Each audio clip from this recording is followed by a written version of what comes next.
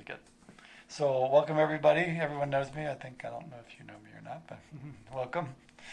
Dr. Brian Walsh, and we'll be talking about the sign has kind of anxiety and depression. We'll be focusing a little more on the anxiety part, but it's hard to separate the two because sometimes they're kind of intermingled. And we'll talk about that a little bit because one can kind of lead to the other and vice versa.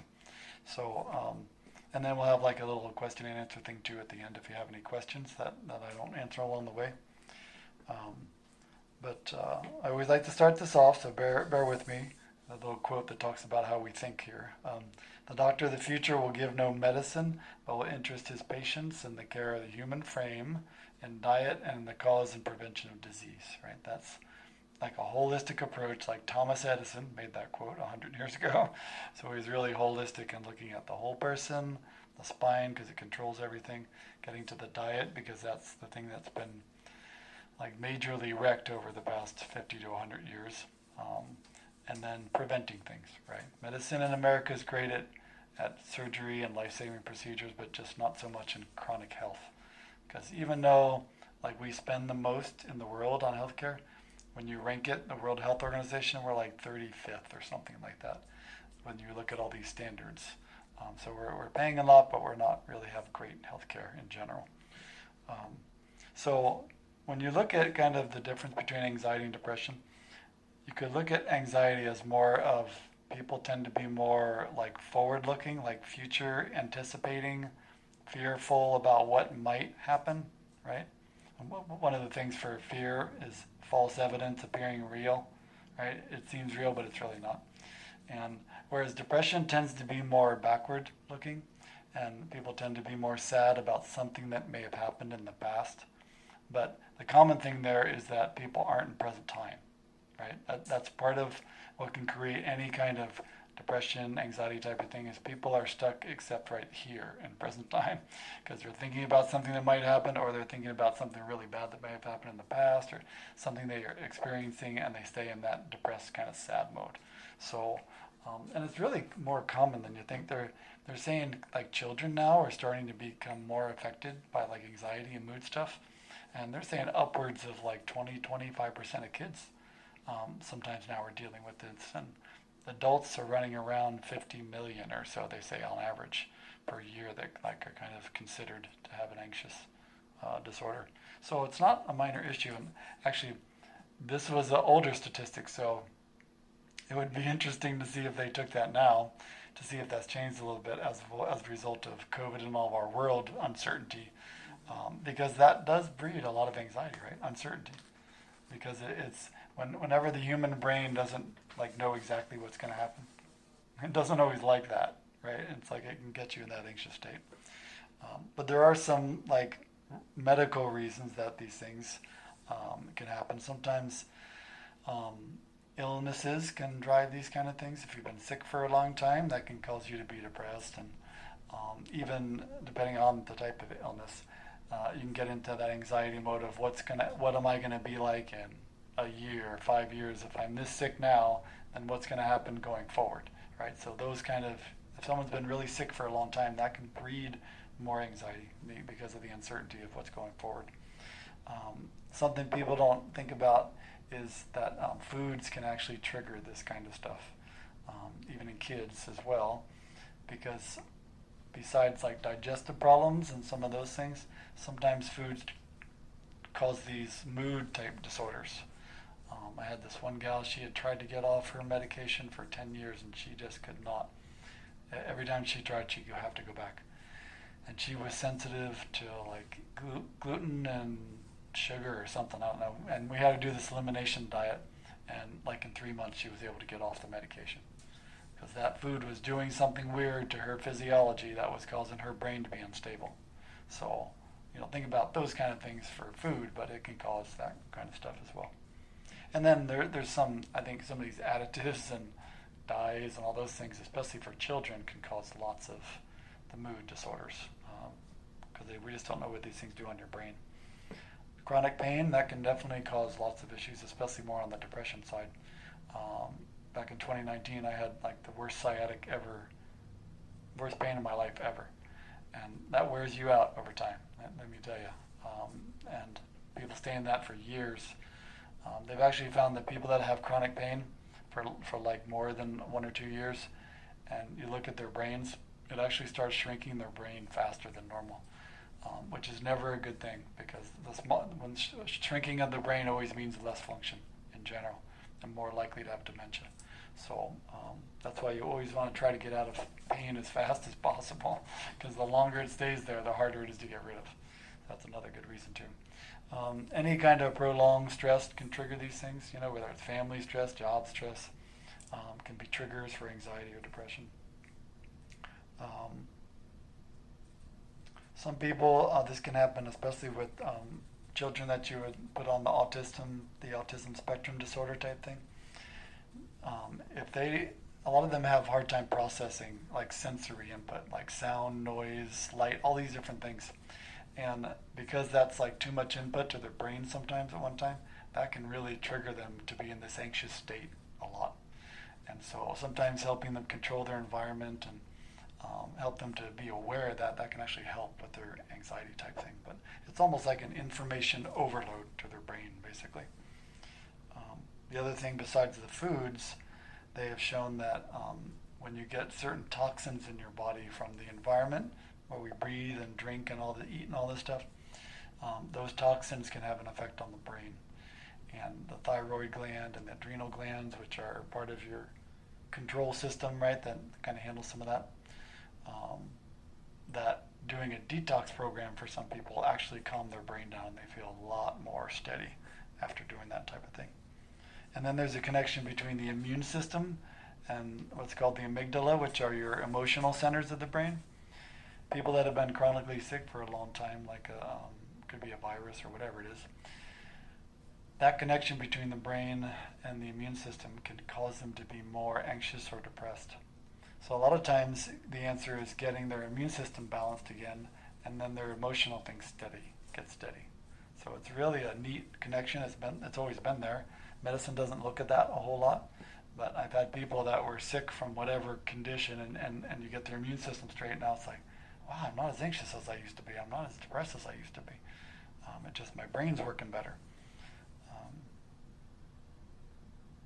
Those are like the major reasons. There are some things, like certain medications will make you more likely, to have these issues. But the other thing is, when it comes to the organs, the adrenal glands, right? They sit on top of your kidneys. They regulate your stress response in your body, your blood sugar, your blood pressure.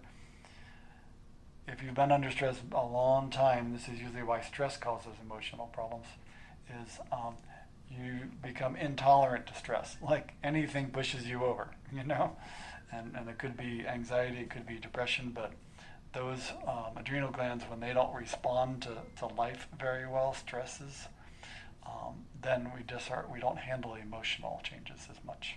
So sometimes getting people, whether it's a nutritional change, which we'll talk about in the end, or having them do stress management type techniques, until you fix that adrenal response, then they just won't get over their emotional changes, emotional parts. So some people, they come to me, either they're trying to avoid like medication type stuff for these conditions, or maybe they already are on something and they want to get off them. So there is a time for medication with this type of stuff. If you're really super anxious and you have a hard time working or sleeping, there's a time to get on something that calms your brain down. But the ideal thing is short term, and you don't have to be on it for long periods of time while you're dealing with whatever caused it. Right? That's my goal, is to find out what caused it, help correct them through diet and lifestyle and nutrition, and then hopefully wean off whatever they're on. That's like the ideal scenario. Because there is a place for them, but ideally short term. Unfortunately, a lot of people, they get on these for years, and then they have other things. They gain weight, which can cause other problems and put them at risk for diabetes and these other disorders. And so we want to try to get them off and onto something that's natural. And there are some natural things we'll talk about at the end that can be an alternative if people are trying to avoid medications. But medications are only for like the stopgap. If you have to, then you do them. And I mentioned the different organs, the adrenal glands. Sometimes if your thyroid's sluggish, that puts you more on the depression side. Usually if it's a hyperthyroid, then that's when you get anxious more. But usually you can figure that one out pretty good with blood work. Um, and then on the nutritional deficiency side, a lot of the B vitamins are very important for brain health, especially B12 and B6, folic acid. Those are really like the critical ones, and especially people in the older age groups, they don't absorb them as well, and so they sometimes just a natural supplementation with a B complex helps people like chill out. On the anxiety side, it tends to be a little more.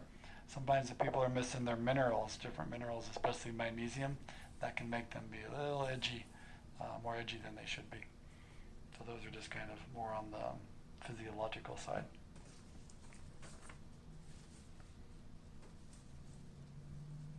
I mean, the good thing is there's lots of natural things that you can do, right, to help fix these problems.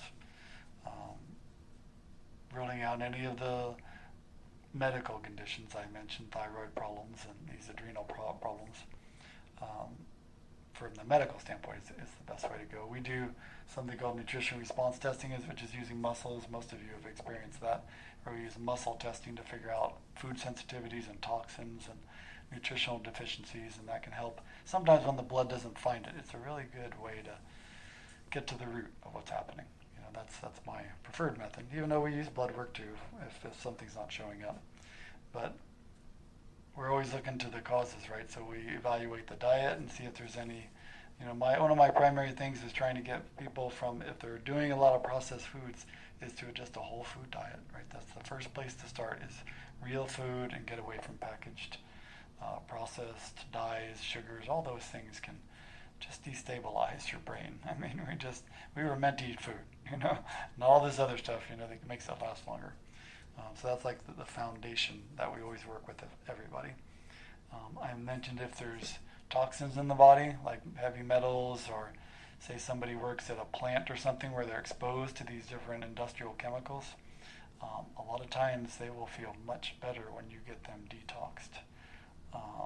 That's one of the things that used to cause for me. Like I'd gone to this, it was an expo that I was one of the booths, I was one of the vendors, and it was at like this gymnasium, and they had this, whatever the matting stuff is they put down to protect the floor, and it was outgassing pretty well, like you could smell it when you walked in there.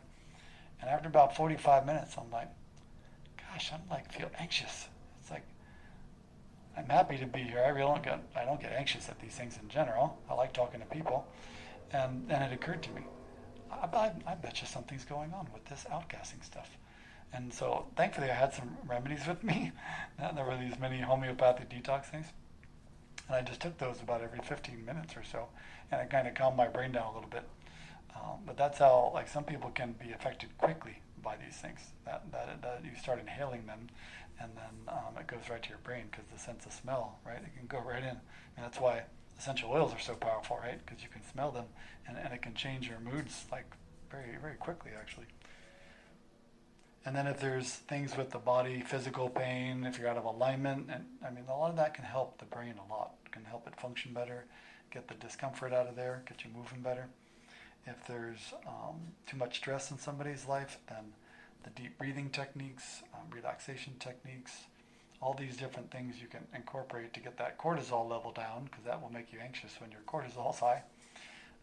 Going outside, outdoors, they prove that being in nature, going to the beach is like totally calming on your body and your brain.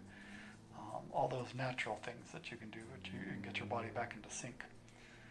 There are some people, it's not everybody, but caffeine can be excite people too much and make them a little more anxious. Excuse me. So I do look at that in some folks. It's not always the problem, but the more you drink, the harder problem you're going to have with the anxiety part, if that's an issue. Some people just don't break it down very well. If someone's not getting enough of the good omegas in their diet, right, the omega-3s from fish and flax oil and these different kinds of things, nuts and seeds, that can also make you a little more anxious, because your brain needs those oils to like be steady. I mentioned the B vitamins and the minerals. That can be very healthy. The other cause I forgot to mention, I just saw it in my notes, is this whole thing that's like really getting a lot of research nowadays, especially the past 5 years, is what they call this gut-brain interaction that happens. Well, many times when kids or adults, if they've got this where there's too many bad guys and not enough good guys down there, there's a big correlation between anxiety and or depression and the gut being out of balance with the good and bad bacteria. So sometimes with those diet changes and getting rid of yeast in their system or whatever it may be, getting that straightened out then calms the brain down. And it's really interesting how that connection has come to be more than, they talk about you are what you eat. They said that for years, and because that can throw off the good guys and bad guys if you're not eating right. And so just fixing somebody's gut sometimes and their brain gets happy. So, it's not always easy to do that, but it's an effective way it can be if that's the problem. Tai Chi and exercise are also the good ones to calm down the brain. Exercise, if you look at all the things that exercise does when you do it consistently, it helps many of the conditions that we're dealing with in America, right? Because it lowers cortisol, it lowers your blood pressure, it helps your blood sugar. These are like some of the main conditions that are making people sick just by exercising. Also on the vitamin kind of side, inositol, which is one of the B vitamins, when you take it in larger doses, has been shown to be very effective for anxiety and depression, and even help with sleep. What was that called? Inositol, inositol, inositol. Okay, got it. Yeah, it's one of the B vitamins. You usually have to take a good amount of it, but that can be very effective. It helps your blood sugar, but it calms your brain down a little bit. It can also help pain. Some people with nerve pain, it helps their nerve pain when you give inositol, when you give enough of it. Everybody's heard a ton about CBD. It's like almost on every corner now. It's like at gas stations, It's like there's another CBD store. Some people benefit greatly from CBD. It is not a cure-all, like a lot of these owners would have you believe, but it can be very helpful for some folks that are deficient in those CBD pathways, they call it, and it's fairly safe. And the thing I tell people is to start slow and work your way up, because you want the least amount that gets the job done, basically, is what you want. But that's really a nice, safe way. Sometimes kids, too, will help kids if they're kind of hyperactive or having problems with sleeping in the evening. On the herbal side, things like valerian. A lot of times you'll see these in combinations. Valerian, passion flower, hops, St. John's wort. These all can have very beneficial effects in both the depression and the anxiety world. Sometimes they can take a little longer to get the full effect, but they're usually still quicker than actually having to wait for... the antidepressants take longer to work in general, right? They usually max out in your system 4 to 6 weeks. The anxiety drugs, they're quick. The ones they give you, they usually work like that. But those you can become dependent on those, and you don't want to stay there. There's an amino acid called L-tryptophan, which is that's the precursor to serotonin, so that can be very effective. GABA is another one, G-A-B-A. That one doesn't always absorb well in some people, but when it does, it's really good for anxiety. It can really calm people down if they absorb it well. And then something similar, it's like a different step in the serotonin pathway, is called 5-HTP. So L-tryptophan gets converted to 5-HTP. So some people, if they take the 5-HTP, they do better than the L-tryptophan because it doesn't have to be converted. So, but if people are already on medications, they got to be careful because it works on the same pathway. And you could get too much of the serotonin response and get a serotonin storm, and that kind of make you wacky. So I generally don't give that to folks that are on medication. I try to use more homeopathic stuff that won't interfere with the drugs, so they don't go off the deep end the other way. And I mentioned some essential oils. I'm not a expert on that, but lavender, peppermint, those are some biggies for calming the brain down. From a tea standpoint, they make tinctures too. Chamomile, right? That's a simple way to start. Chamomile tea can be very calming and relaxing, and you can still function. The good thing about most of these natural things, it doesn't knock you out. You know what I mean? You can still function. You just feel calmer, typically, when you take these. There was one other one, an amino acid, L-theanine, it's called. That has a very calming effect on your nervous system, and again, it doesn't make you like sleepy type thing. Or some of the anxiety medication you got to be careful when you take it because it might be too much, and you're kind of groggy. But the L-theanine, it kind of balances things, and it takes that anxious feeling down and helps you be more calmer. And some people, they'll take a little more of it before sleep because it's effective for sleep. Those are some of like the biggies that are really effective.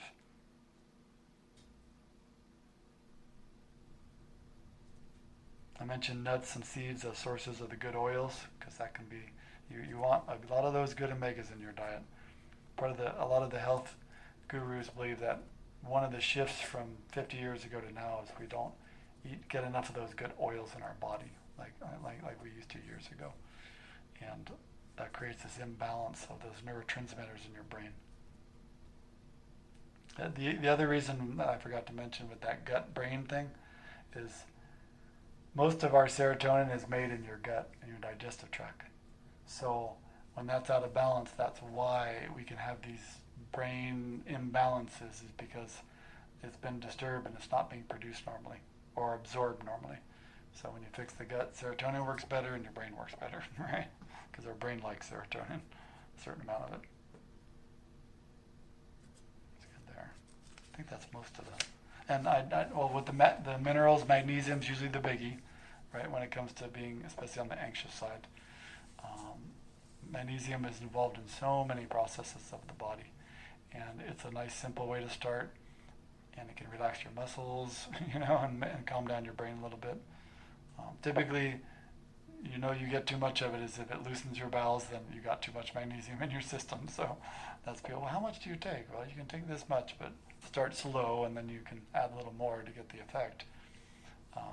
But if you get too much, it'll definitely make your bowels loose, and go, which will cause other problems, cause more stress, right? So I think that's the most. We always want, always trying to look at the bigger picture, right? Look at the whole person, because what I have found, especially nowadays, because it's so darn stressful, our environment, is that it can't just be you fix the vitamins or you fix the minerals or you clean up their diet, right? Those are all good and necessary. But if that person has some stress in their environment, whether it's family or job or whatever, that is constant and unrelenting, it just won't break. Because the stress nowadays causes enough interference to your nervous system and your brain that you'll get better, but you won't get where you want to be if you don't fix whatever's causing the most stress. So I always try to incorporate that as part of what we do, because sometimes I'll fix everything else in a person except I just can't get them over whatever they're dealing with stress-wise, or they're not willing to deal with whatever the issue is. Some people need to change jobs, right, in order to get out of their situation. Sometimes it's a relationship, unfortunately, if they can't work a good counseling thing out. But some people, they'll just never get better unless you fix the stress component, because it holds them back so much and changes your physiology so much. So it's really the big picture, fix all the different components that can go wrong, and then hopefully over time your brain will go back to where it was supposed to be. Right? Balance is what we want, balance. Any questions? Anything? Mm-hmm. I know you mentioned before dinositol. Yes. By chance, is it? I've read where it's in powder form and pill form. Am I correct? Yes. Mm-hmm. Did you provide? Do you have it? I have both forms, because some people, they have to do a lot of it in order to get the effect. Okay. Like I had this one gal, she had a history of anxiety and depression and like some really bad, like having to take time off type. And she felt like she was heading there. And so I did my muscle testing and we tested the inositol, and that tested really good. It was really impacting her sleep. She just couldn't sleep. And she had to take a lot of it. So we put her on the powder form, and it totally, like in 2 days, it totally chilled her out. She said, I've never had something work that fast. She started sleeping, her brain calmed down, until she could get her situation straightened out better. But yeah, if you don't do the powder, they're eating 20 of these things, 20 or 30 of these tablets a day. 20 or 30? Yeah, depending on how much a person needs. But the powder, you only need, like a teaspoon or something, and that's enough. But yeah, they actually did studies of mild to moderate depression and or anxiety, and I forget the amounts. It was fairly high, the milligrams, several thousand. But it worked as good as an antidepressant. I mean, it was quite effective. It's totally safe. I've never had anybody really react to it. And it also lowered blood pressure? It can, because it doesn't directly do that, but because it lowers your stress response, it can lower your blood pressure. Because a lot of people, that's why they got high blood pressure. They're too stressed, right? So yeah, definitely a goodie. Yeah. What's the easiest way to check for the gut bacteria balance? So there are some. They have these what they call microbiome gut tests. I'm actually looking at one of them that I found. It's fairly affordable. Some of the problem with a lot of these is they're like $400 or $500 for most of these gut tests. For the good ones, you know what I mean, that are going to test a lot of stuff. So I found one that's under 200, I think it is. But I don't know. I haven't compared it to see all the different things they test for. But that is one way to get a good idea of the good guys and bad guys, like relative concentrations. It's usually like a stool test is what you usually do. And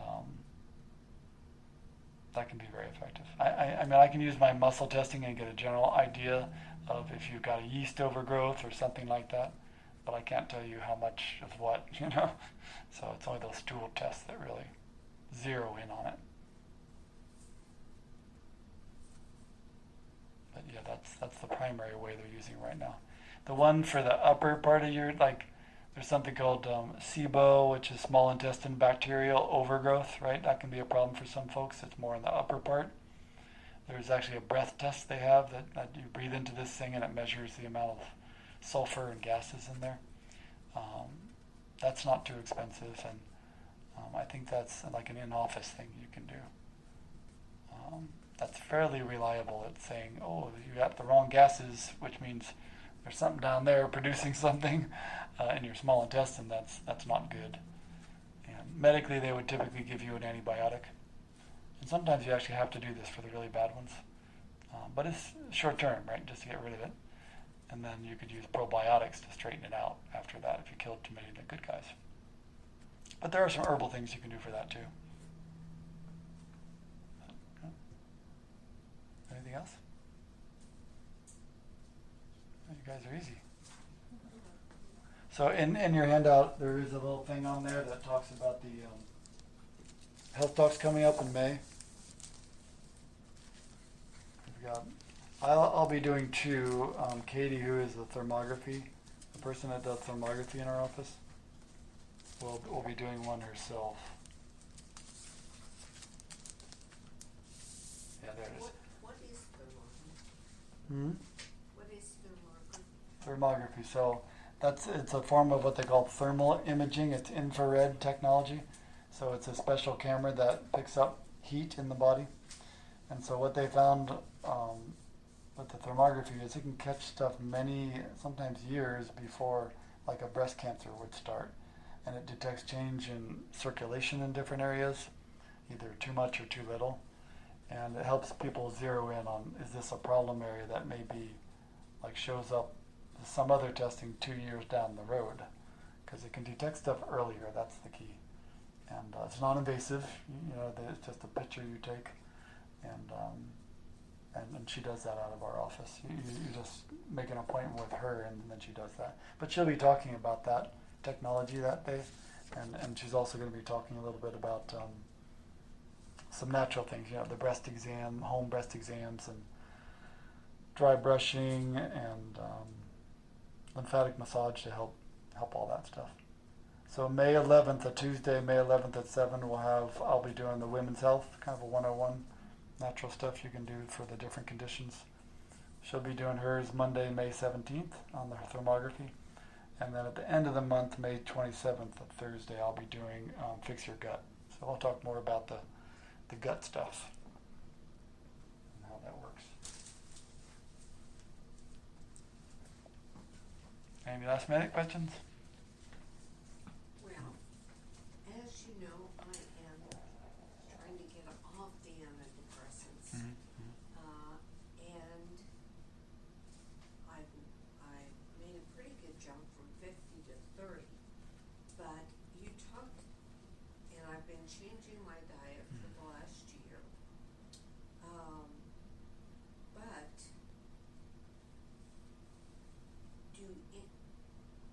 you said something about avoiding many of these things if you're on the antidepressant. Yeah, so there are some natural things that will work with that. The two that were the most problematic with the antidepressants is the L-tryptophan and the 5-HTP. Those are the ones I tend to steer away from if people are on medication. But like the L-theanine and some of these other things, you can use the inositol. That won't interfere with that serotonin pathway. And you think that inositol would also help sleep? It does. That's one of the applications I use it for in folks because it acts pretty quickly. Like, within 30 minutes people feel it.